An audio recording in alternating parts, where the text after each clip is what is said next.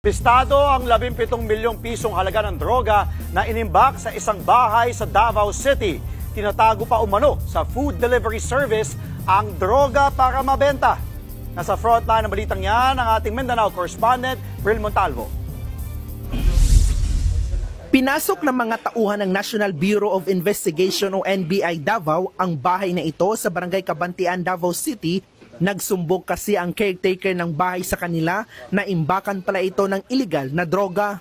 Tumambad sa NBI ang higit 1 kilo ng hinihinalang shabu na nagkakahalaga ng 17 million pesos.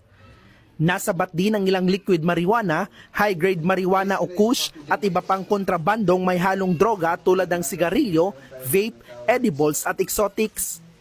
Yung caretaker dito, kasama yung abogado niya, pumunta sa opisina.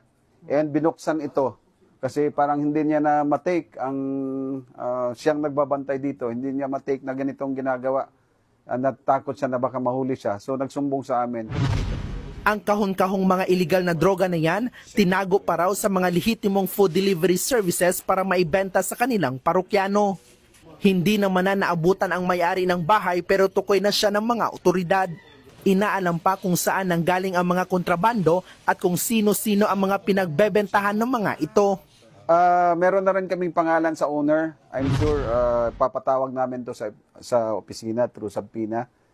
And meron na rin mga nakakuha kami ng mga lease contract dyan or rental contracts. Ipapatawag din namin yung mga tao dyan na nakaperma. Mahaharap ang mga suspect sa kaukulang reklamo.